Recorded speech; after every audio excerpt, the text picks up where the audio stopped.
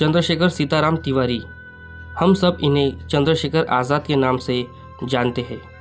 इस वीडियो पे इसी तरह बने रहे, हम आपको आगे बताएंगे इनका नाम आज़ाद कैसे पड़ा। चंद्रशेखर तिवारी का जन्म 23 जुलाई 1906 को मध्य प्रदेश के भाबरा गांव में हुआ, जो अब आज़ाद नगर के नाम से जाना जाता है। वे बचपन से ही शारीरिक रूप से काफ़ी बलवान थे और उन्हें निशानेबाजी का भी काफ़ी शौक रहा। चंद्रशेखर तिवारी काफ़ी कम उम्र में ही देश की आज़ादी की लड़ाई का हिस्सा बन गए। चंद्रशेखर तिवारी को महज 15 साल की उम्र में ही पहली बार जेल जाना पड़ा। वहाँ उन्हें 15 कोड़ों की सज़ा भी सुनाई गई। चंद्रशेखर तिवारी को जज के सामने पेश किया गया। जज ने उनसे उनका नाम पूछा तो उन्होंने कहा, मेरा नाम आज़ाद है, मेरे पिता का नाम स्वतंत्रता और मेरा घर जेल। यह सुनने के बाद जज व सारे अंग्रेज भड़क उठे। यही से उनका नाम आज़ाद पड़ गया। चंद्रशेखर अपनी पूरी ज़िंदगी आज़ाद रहना चाहते थे। 1919 में अमृतसर के जलियांवाला बाग कांड ने उन्हें झंझोर कर रख दिया था। चंद्रशेखर उस समय पढ़ाई कर रहे थे, तभी से उनके मन में एक आग धधक रही थी। महात्मा गांधी द्वारा असहयोग आंदोलन को खत्म किए जाने पर सैकड़ों छात्रों के साथ चंद्रशेखर भी सड़कों पर उतर गए। छात्र आंदोलन के वक्त वो पहली बार गिरफ्तार हुए।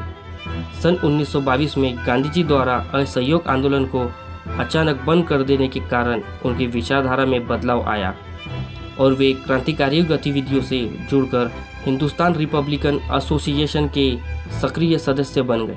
9 अगस्त 1925 की रात चंद्रशेखर आज़ाद, राम प्रसाद बिस्मिल, अशफाक उल्लाह खान, राजेंद्र लाहिड़ी और रोशन सिंह समेत 10 क्रांतिकारियों ने लखनऊ से कुछ दूरी पर काकोरी और आलमनगर के बीच ट्रेन में ले जा रहे सरकारी खजाने को लूट लिया। खजाना लूटने में तो क्रांतिकारी सफल हुए, लेकिन पुलिस ने उन्हें खोज निकाला। चंद्रशेखर तो पुलिस के हाथ नहीं आए। बाकी कुछ क्रांतिकारियों को 4 साल की कैद और कुछ को काला पानी उम्र कैद की सजा सुनाई गई। राम प्रसाद बिस्मिल, अशफाक उल्लाह खान, राजेंद्र लाहिड़ी और रोशन सिंह को फांसी की सजा सुनाई गई।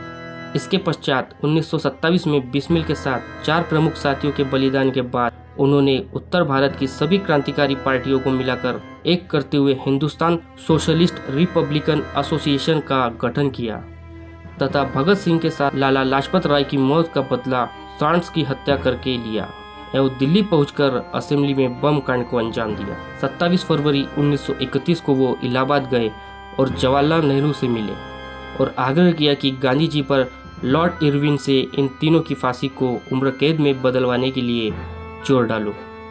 नेहरू जी ने जब आज़ाद की बात नहीं मानी तो आज़ाद ने उनसे काफ़ी देर तक बहस भी की। इस पर नेहरू जी ने क्रोधित होकर आज़ाद को तत्काल वहाँ से चले जाने को कहा।